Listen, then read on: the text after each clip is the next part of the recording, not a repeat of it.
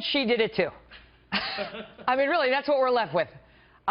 She went after him just as hard.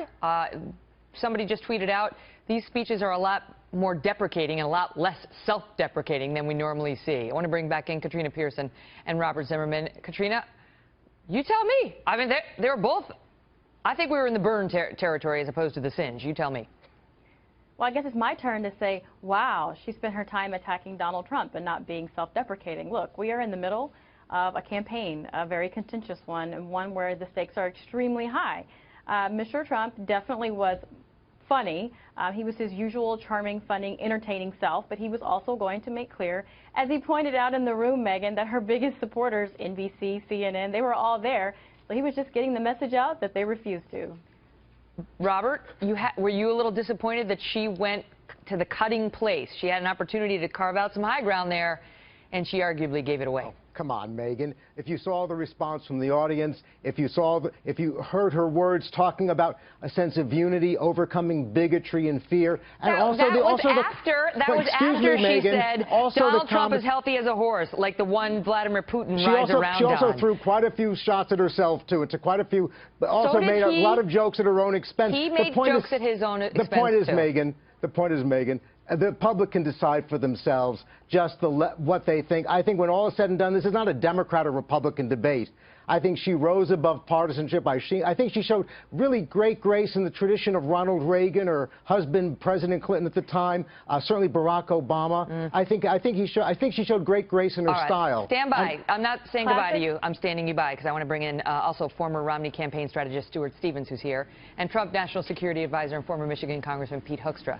Thank you all for being here. So, Congressman Hoekstra, let's start with you and your thoughts on whether these two got the tone of this event right. Well, I have the unfortunate position of only having heard Hillary Clinton's remarks. I did not hear Donald Trump's remarks. I thought, you know, Hillary, I've gone to the gridiron dinner, and you're right. You singe, but you don't burn. She singed, she burned. I've never been to this dinner, so, you know, I really can't relate. The bottom line is, these are not the issues that Americans care about right now. They care about the economy, national security, and those types of things. But it speaks to what we've seen, Stuart Stevens, in this campaign, which is just this unrelenting ability of these two to just make us feel bad. Right? Am I wrong? Well, I think politics at our best makes us feel bigger and better, and there hasn't been a lot of that this year.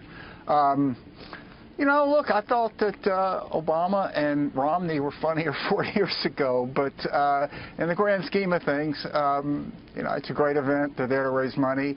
I don't think it's going to matter one way or the other. 4 years ago, I think it was 4 as opposed to 8, but Barack Obama got up there and said, my mother gave me the name Barack. My middle name came from someone who never expected me to run for president. Those kinds of self-deprecating jokes tend to land at these things. But I'll tell you what I saw on Twitter, Katrina, which was some people going off on Donald Trump, saying he's bombing, a ghostwriter's being thrown off of the high floor of Trump Tower right now. Yikes, this is an unmitigated disaster. Then she got up, and what started to pop up was that she was rude, Rudy Giuliani was glaring at her, and that she was borderline vicious in her comments. So where does that leave us?